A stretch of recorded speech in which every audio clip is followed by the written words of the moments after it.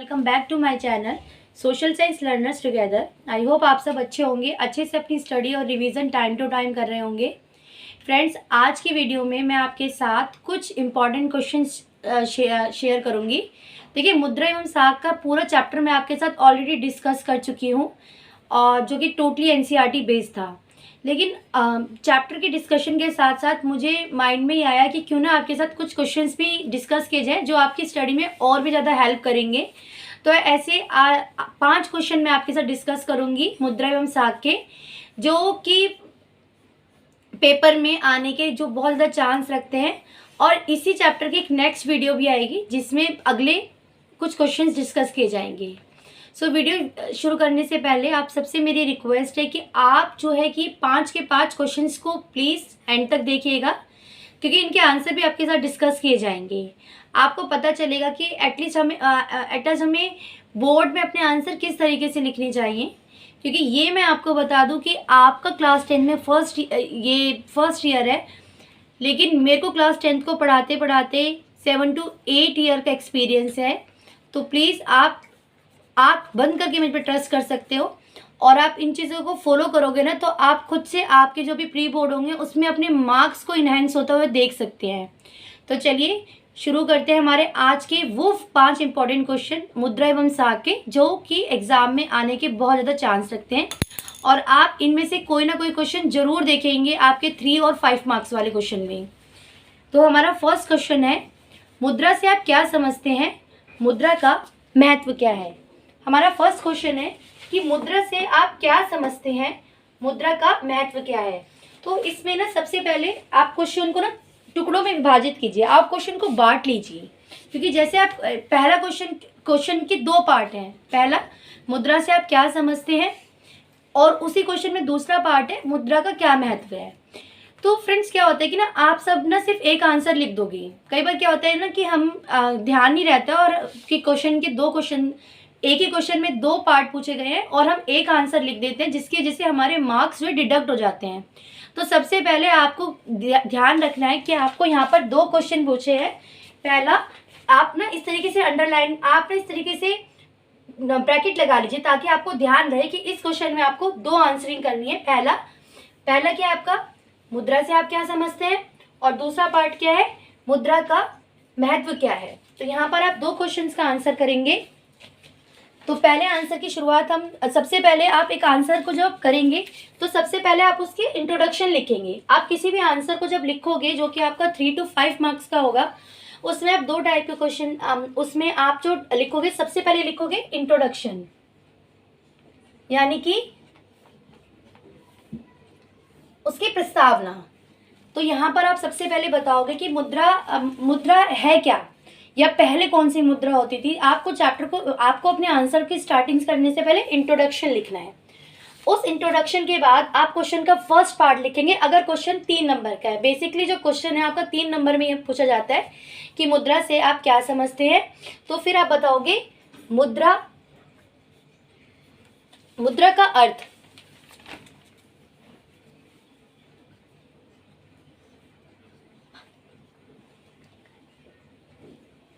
ठीक है, तो ये जो आप मुद्रा का अर्थ लिखेंगे इसको अंडरलाइन करेंगे। ठीक है, और आप ध्यान कीजिएगा कि आपको आप ना ब्लू पेन से आंसर लिखने की पूरा कोशिश कीजिएगा।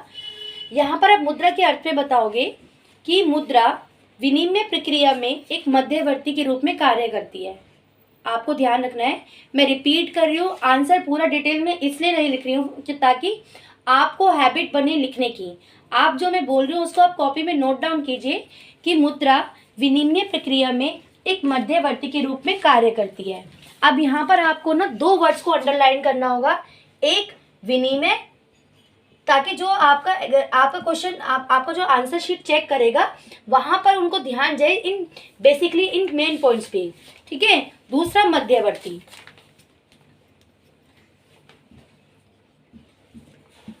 तो यहाँ पर आप देखेंगे ये 2 पॉइंट्स आपको अंडरलाइन भी करने हैं, ताकि जब आपका आंसर शीट चेक हो तो वहां पर जो चेकर होंगे उनका सीधा जो ध्यान जाए आपके इन 2 मेन पॉइंट्स पे जाए, जो कि इस आंसर का बेसिक पॉइंट होगा।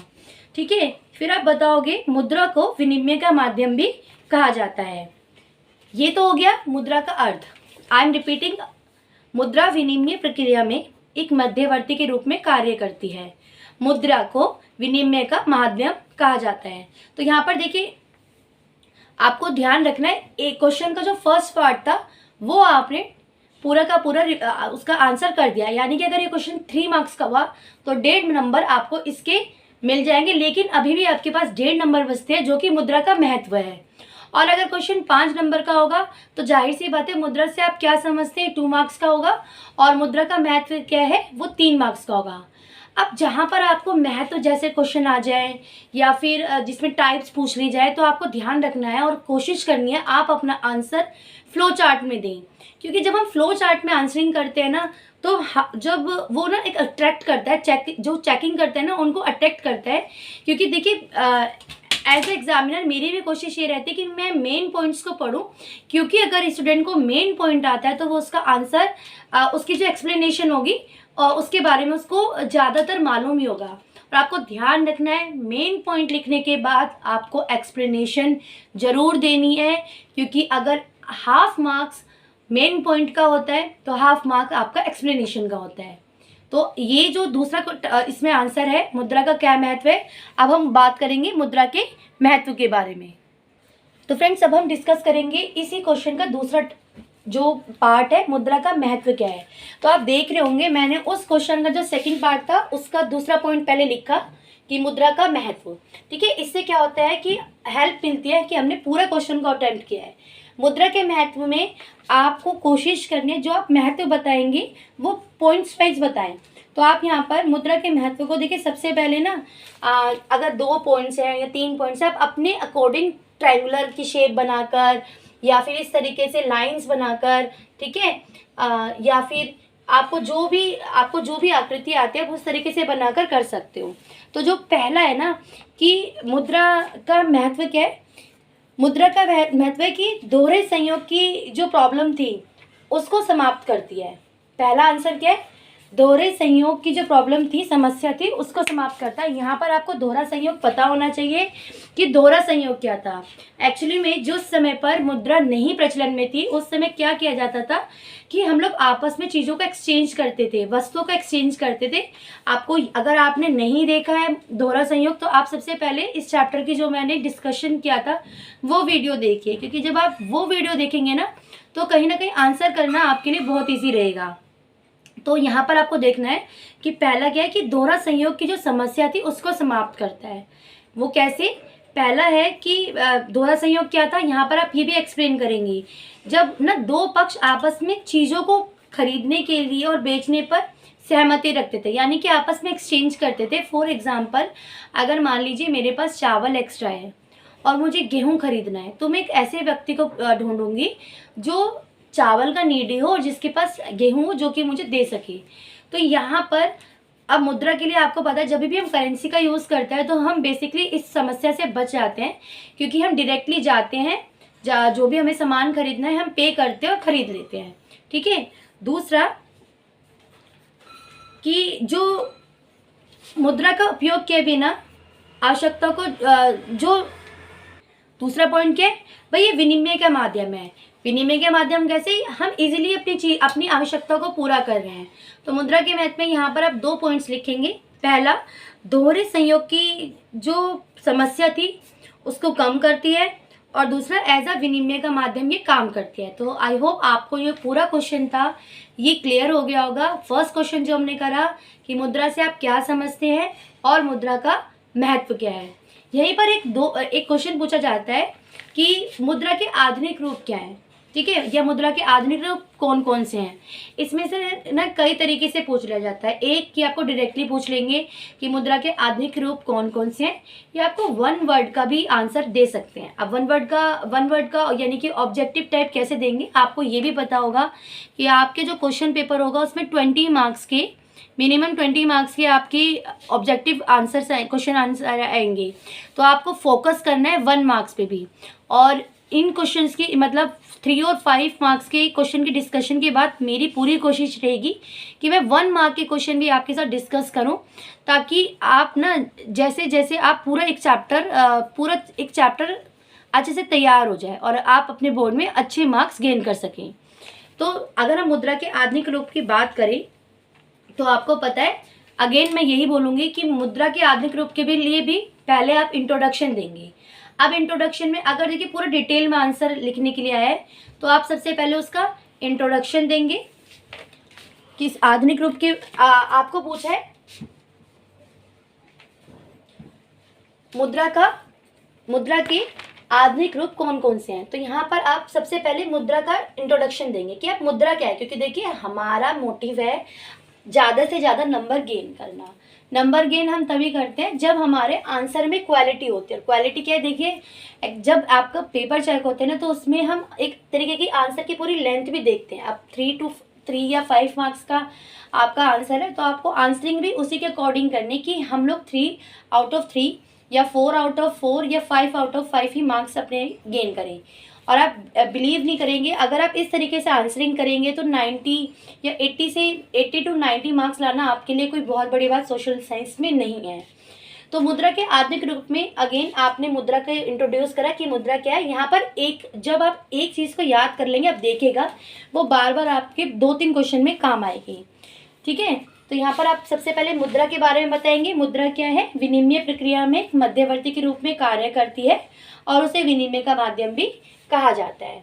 ठीक है, ये आपने इंट्रोडक्शन दे दिया। उसके बाद लिखेंगे आप आंसर, क्वेश्चन जो आपसे पूछा था मुद्रा के आधुनिक रूप, अगेन आप इसको अंडरलाइन कीजिएगा।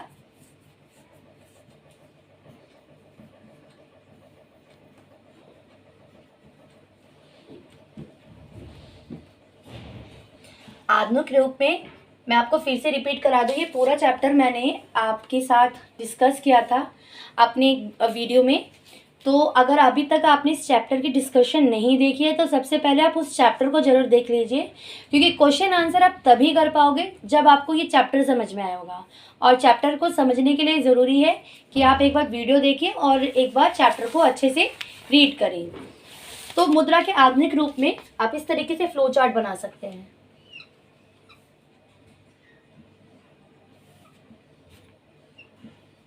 और जो मुद्रा के फिर आधुनिक रूप होंगे उनके बारे में आप बताओगे। सबसे पहले कागज के नोट,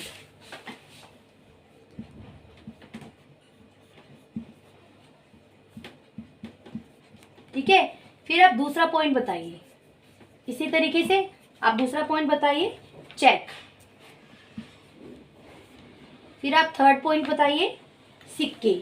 देखिए ये वो ही रूप है जो आप आज की लाइफ में अपनी देखते हैं, ठीक है, इसीलिए।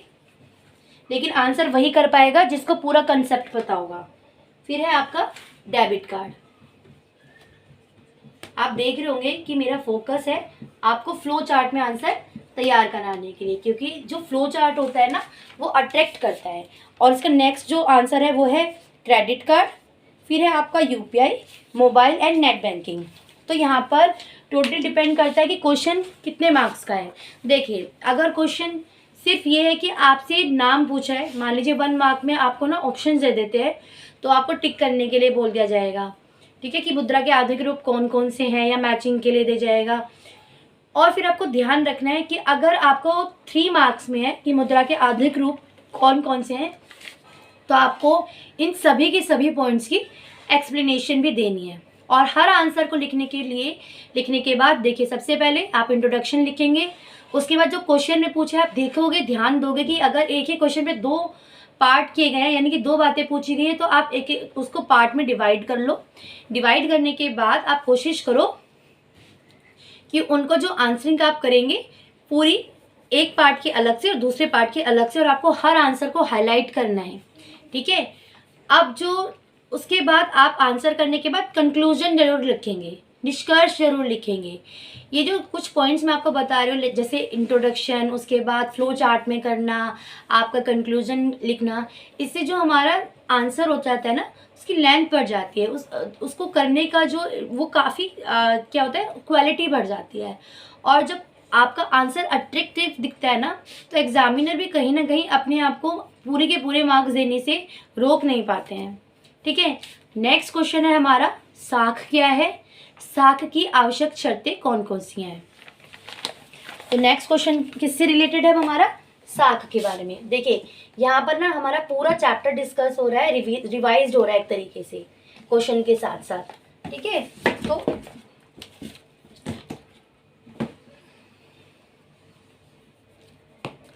तो पहला अब जो है हमारा साख क्या है, यहाँ पर ना आप फिर से इंट्रोडक्शन लिखोगे जिसमें आप साख के बारे में बताओगे, ठीक है। तो सबसे पहले आपको साख के बारे में बताना है कि साख क्या है। मैं हर आंसर में आपको रिपीट करती रहूँगी, जिन जिन चीज़ों पर आपको फोकस करना है, आपको इंट्रोडक्शन देना है, आपको कंक्लूजन देना है, आपको फ्लो चार्ट में आंसरिंग करनी है। और आप देखिएगा जब आपके प्री बोर्ड में मार्क्स थे, कि अभी ना आपका एक टर्म हो चुका है, उसमें आपने अपने मार्क्स देखे होंगे, और आप अगर इन बातों को फॉलो करोगे ना तो ट्रस्ट मी, आपके अगर 60 मार्क्स आ रहे थे ना तो आप 80 मार्क्स को आपको लाने से कोई नहीं रोक सकता है। और अगर आप चाहते हो ना कि आप 90+ मार्क्स लाओ तो आप इन बातों को फॉलो कीजिए। जो वीडियोस आपके साथ बनाए जा रही हैं उनको आप देखिए, उनको क्वेश्चंस को ध्यान से देखिए, और ध्यान रखिएगा कि ये क्वेश्चंस जो है आपको आपके क्वेश्चन पेपर में देखने को मिलेंगे। 90% चांस होता है कि ये क्वेश्चंस ही हर बार रिपीट होते रहते हैं। तो यहाँ पे बात करेंगे हम अब साख की। ये इस चैप्टर का दूसरा टॉपिक था। तो साख क्या है? साख एक ऐसा समझौता है जिसके तहत ऋणदाता उधारकर्ता को धनराशि, वस्तु एवं सेवाएं इस आश्वासन पर उधार देते हैं कि वे भविष्य में उसका भुगतान करेगा या कर देगा। देखिए आप ना इन सभी शब्दों से अपनी डेली लाइफ में सुनते होंगे, जैसे साख हो गया, लेकिन साख को आप दूसरी भाषा में ऋण या कर्ज के रूप में जानते हैं। तो आपको कंफ्यूज नहीं होना है। जी हाँ, साख वही है जो आप अपनी डेली की लाइफ में सुनते हो। कर्ज एक शब्द सुना होगा ना, उसी को हम अगर कहें एक अच्छी एजुकेटेड लैंग्वेज में उसको साख कहते हैं। तो साख क्या है? साख एक ऐसा समझौता है जिसके तहत ऋणदाता, ठीक है, ऋणदाता मतलब ऋण देने वाले, उधारकर्ता को यानी कि ऋण लेने वाले को धनराशि, वस्तु एवं सेवाएं इस आश्वासन पर उधार देता है कि वह भविष्य में उसका भुगतान कर देगा। ठीक है, यहाँ पर आपका इस क्वेश्चन का फर्स्ट पार्ट पूरा क्लियर हो चुका है।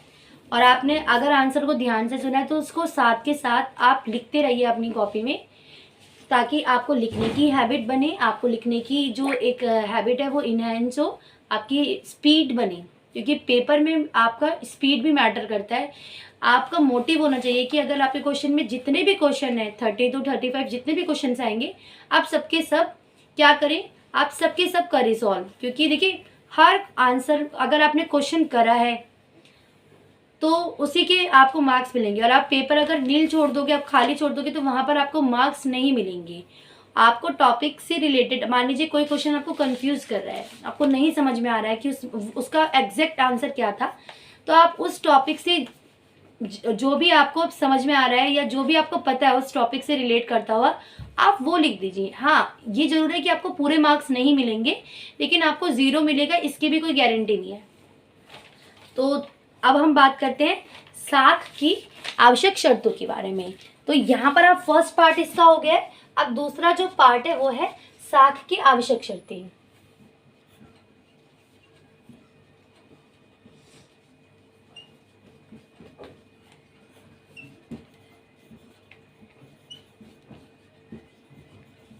ठीक है, अब यहाँ पर अगेन आपको अंडरलाइन करना है, और साख की आवश्यक शर्तें में हम बात करते हैं जो साख की। देखिए जब भी आपको किसी को कुछ उधार देना है या लेना है तो एक तरीके का एक एग्रीमेंट होता है, ठीक है। अब वो एग्रीमेंट क्या है, वहाँ पर कौन कौन सी शर्तें आप रखेंगे, टाइम पीरियड देंगे, लेकिन ये सब ना एक लिखित रूप में होता है। तो अगर हम साख की आवश्यक शर्तों की बात करें तो वो आवश्यक शर्तें 3 होती हैं। साख की आवश्यक शर्तें कितनी होती हैं? 3। अब इनको भी आपको फ्लो चार्ट में बताना है, ठीक है। First, second and third. अब ये आपकी आवश्यक शर्तें क्या हैं? सबसे पहले ब्याज की दर, रेट ऑफ इंटरेस्ट, ठीक है। पहला क्या है आपकी? ब्याज की दर। दूसरा है आपका समर्थक ऋणाधार।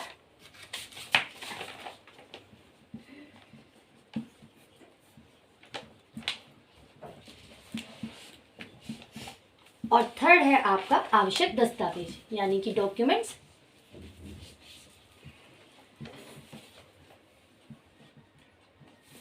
अब मैं आपको फिर से बोलूँगी कि आपको पॉइंट्स लिखने हैं, पॉइंट्स के बाद उनकी एक्सप्लेनेशन भी ज़रूर देनी है।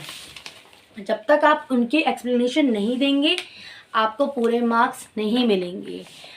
आई एम अगेन रिपीटिंग कि आपको देखो हर पॉइंट का आपको हाफ मार्क मिलेगा और उस पॉइंट की अगर आप एक्सप्लेनेशन लिख देते हो तो वही हाफ मार्क आपका 1 मार्क में चेंज हो जाएगा।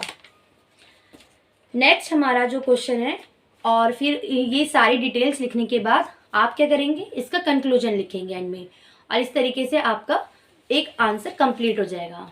नेक्स्ट हमारा जो 4th क्वेश्चन है वो है औपचारिक तथा अनौपचारिक साख में क्या अंतर है। ये भी साख का ही पार्ट है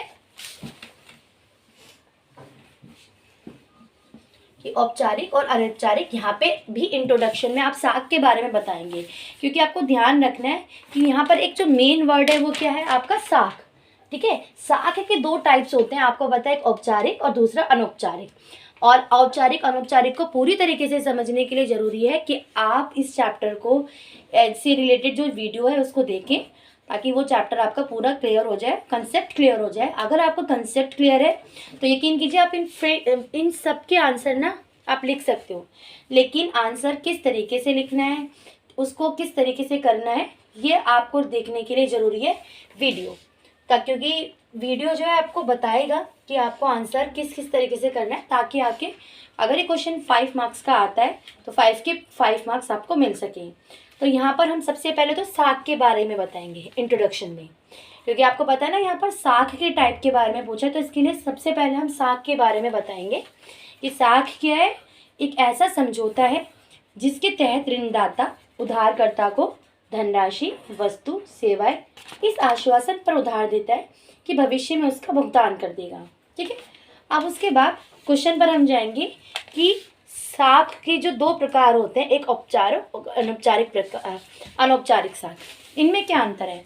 और जब भी आपका अंतर वाला आंसर आएगा, क्वेश्चन आएगा, तो आप कोशिश कीजिएगा आप अपने आंसर को इस वे में लिखने के लिए, कि ये यहाँ पर आपका अंतर करना या अंतर को लिखना ज़्यादा फ़ायदेमंद होता है, और अंदर एग्जामिनर के लिए भी उसको समझना इजी रहता है। ठीक है, तो सबसे पहले आप लिखोगे साख, फिर साख के 2 प्रकार हैं, आप ये बताएंगे, एक औपचारिक, दूसरा अनौपचारिक। फिर आप बताओगे औपचारिक और अनौपचारिक में अंतर। तो यहाँ पर आप एक तरफ लिखोगे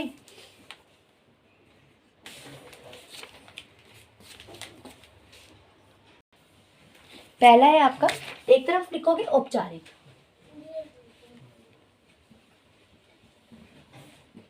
अब दूसरी तरफ आप लिख दोगे अनौपचारिक।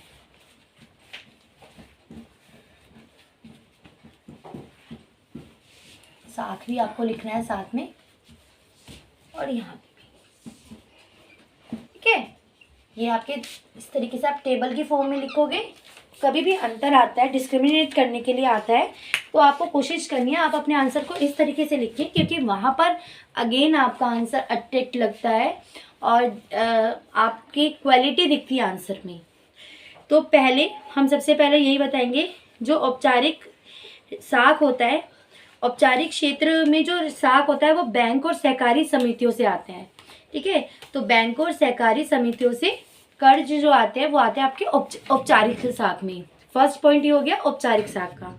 अब दूसरी तरफ आप अनौपचारिक में लिखोगे कि अनौपचारिक क्षेत्र में कौन कौन आते हैं आपके, जैसे रिश्तेदार, आपका ज़मींदार और मालिक, व्यापारी, दोस्त आदि, साहूकार, इन सब से जो ऋण होता है वो आता है आपका अनौपचारिक साख में।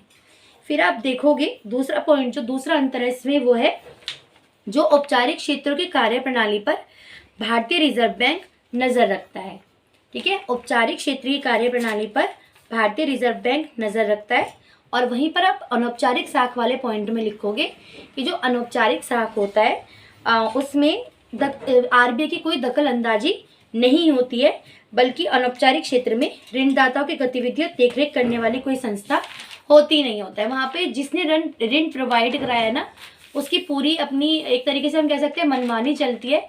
जो भी रेट ऑफ इंटरेस्ट होगा, क्या क्या वो शर्तें रखेगा, ठीक है, वो उन सब पर पूरा जो कंट्रोल होगा वो आपके अनौपचारिक साख का जो ऋणदाता होगा, चाहे वो कोई भी, जैसे रिश्तेदार, मैंने बताया कोई रिश्तेदार हो सकता है, मालिक हो सकता है, व्यापारी हो सकता है, साहूकार हो सकता है, वो ही पूरा कंट्रोल करते हैं। तो यहाँ पर हमारे औपचारिक और अनौपचारिक में इस तरीके से दो डिफ्रेंशिएट हमने करे। आप आगे आंसर को और बड़ा करने के लिए क्या कर सकते हो कि जो औपचारिक अनौपचारिक साख होता है ना, वो ऋण जाल की कंडीशन में ले जाता है हमें। ऋण जाल वाला क्वेश्चन आप आगे भी देखोगे। और जो औपचारिक साख होता है वहाँ पर जो देखिए प्रक्रिया तो थोड़ी मुश्किल होती है, क्योंकि हमें बहुत सारी जो हमने 3 बेसिकली शर्तें करी थी, ब्याज की दर, समर्थक ऋणाधार, आवश्यक दस्तावेज, इन तीनों शर्तों को औपचारिक साख में देखा जाता है और जब तक वो पूरी नहीं होंगी आपको साख नहीं मिलेगा। वहीं पर अनौपचारिक साख में क्या होता है कि इस तरीके ना कोई सर्कमस्टांसेस नहीं होते हैं और आपको इजीली ऋण प्रोवाइड हो जाता है। और यही कारण है कि बहुत से लोग जो होते हैं वो औपचारिक साख की तुलना में अनौपचारिक साख से ऋण लेते हैं, ठीक है, क्योंकि वो इतनी सारी फॉर्मेलिटीज़ को पूरा नहीं कर पाते हैं या नहीं कर सकते हैं या उनको समझ में नहीं आता है। तो यही जो चीज़ें होती हैं, इन चीज़ों से बचने के लिए वो अनौपचारिक का रास्ता अपनाता है और वही अनौपचारिक साख उनको ऋण जाल में फंसा देता है। नेक्स्ट जो हमारा क्वेश्चन है वो 5th क्वेश्चन है हमारा ऋण जाल से रिलेटेड, ठीक है। नेक्स्ट क्वेश्चन है हमारा ऋण जाल। आज की वीडियो का हमारा लास्ट जो आंसर है, 5th आंसर है, वो है आपका ऋण जाल। अब ऋण जाल में ना आपको थोड़ा सा इंट्रोडक्शन देना पड़ेगा सबसे पहले साख के बारे में, क्योंकि जब तक हमें साख नहीं पता होगा तो ऋण जाल को समझना हमारे लिए इजी नहीं होगा। तो आंसर नंबर 5th है हमारा ऋण जाल रिलेटेड, ठीक है। तो ऋण जाल क्या है? जैसे कि मैंने आपको बताया कि ऋण जाल की जो कंडीशन है बेसिकली आपके अनौपचारिक साख में ही आती है। तो ऋण चुकाने में असमर्थता, ठीक है, ऋण जाल क्या है? ऋण चुकाने में असमर्थता। देखिए होता क्या है कि जो हमारा अनौपचारिक साख होता है ना, औपचारिक और अनौपचारिक में एक अंतर ये भी होता है कि औपचारिक क्षेत्र में जो ब्याज की दर होती है वो कम होती है, जबकि अनौपचारिक साख में वही जो ब्याज की दर होती है वो ज़्यादा होती है। लेकिन जब अब ऋण जाल की कंडीशन कैसे होती है, क्योंकि अनौपचारिक साख में ब्याज की दर बहुत ज़्यादा होती है और ब्याज की दर ज़्यादा होने के कारण हम लोग, जैसे आपने कहावत भी सुनी होगी आपके घर में कि मूल उतारना आसान है लेकिन उसका जो ब्याज होता है वो नहीं उतर पाता। और वही जो चीज़ है वही हमें ऋण के जाल में फंसा देते हैं। क्योंकि आप ना क्या करते हो, जब आपको पता होगा जब आप मैथ्स में भी पढ़ते हो कि किस तरीके से इंटरेस्ट वाली कंडीशन चलती है। तो यहाँ पर क्या हो गया, आपने ऋण ले लिया आपने, मान लीजिए 5 रुपये का, लेकिन उसके ऊपर आपका इंटरेस्ट लग रहा था, आप बार बार चुका रहे हो, तो वो इंटरेस्ट की जो दर है ना वो कभी नहीं समाप्त होने में आती, इतनी ज़्यादा ये लोग रख देते हैं। और इसी के कारण क्या होता है, जो कर्जदार होता है वो ऋण के जाल में फंसता रहता है, वो यहाँ से ना निकल ही नहीं पाता, क्योंकि ब्याज की दर उस समय तो वो नीड में होता है, वो ले लेता है और वहाँ पर उसका समझ पाना मुश्किल हो जाता है कि इतना ज़्यादा ऋण जो मैंने लिया है तो इसकी जो ब्याज की दर इतनी ज़्यादा है, मेरे लिए ये कर्ज जो ये ऋण चुकाना मुश्किल हो जाएगा। और इसी स्थिति का जो फ़ायदा होता है वो क्या है, अनौपचारिक साख का ऋणदाता उठाता है और उसको ऋण जाल में अपने फंसा लेता है, ताकि जो भी उसने उसके एग्रीमेंट के अंदर चीज़ें ली हैं उनको वो अपने अंदर कर सके। तो फ्रेंड्स आई होप आप सबके लिए ये 5 के 5 क्वेश्चन हेल्पफुल रहे होंगे। और आप सबसे मैं अगेन बोलती हूँ कि ये 5 क्वेश्चन आप एक बार ध्यान से पहले क्वेश्चन को लिखिए, उनके आंसरिंग कीजिए और फ्लो चार्ट में अपना आंसर करने की कोशिश कीजिए। जब आप इस तरीके से देखोगे कि आपने पहले इंट्रोडक्शन लिखा है, फिर आपने उसके फ्लो चार्ट में आंसरिंग करी है, फिर कंक्लूजन लिखा है, तो आपके लिए ना उन चीज़ों को समझना देखेंगे कि आपके नंबर किस तरीके से बढ़ते जा रहे हैं। तो कल की वीडियो में हम आपके साथ शेयर करेंगे मुद्रा एवं साख के इम्पॉर्टेंट क्वेश्चन का पार्ट 2, जो कि कुछ 1 मार्क के क्वेश्चन भी होंगे और एक जो मोस्ट इम्पोर्टेंट पार्ट इस चैप्टर का है आरबीआई रिलेटेड। आप इसमें आरबीआई से रिलेटेड क्वेश्चन देखोगे। तो अगर आपने आरबीआई के बारे में थोड़ी भी कन्फ्यूजन है तो सबसे पहले इस चैप्टर से रिलेटेड जो वीडियो थी उसको आप देख लीजिए, जहाँ पर आरबीआई के बारे में फुल अच्छे तरीके से समझाया गया है, ताकि आपको जो कल क्वेश्चन का डिस्कशन किया जाएगा वो इजीली हो सके। तो चलिए मिलते हैं हमारे नेक्स्ट वीडियो में। वीडियो अच्छा लगा हो तो लाइक एंड शेयर करना मत भूलिएगा प्लीज़, और अगर प्लीज़ चैनल को आपने सब्सक्राइब नहीं किया है तो चैनल को सब्सक्राइब ज़रूर कर दीजिए, क्योंकि आपका एक सब्सक्राइब जो है जो 101% मोटिवेट करता है, ताकि मैं नेक्स्ट वीडियो अपनी जल्दी से जल्द आप सबके सामने बनाऊं और ला सकूं। चलिए मिलते हैं हमारे आपके अपने channel social science learners together में नेक्स्ट वीडियो के साथ।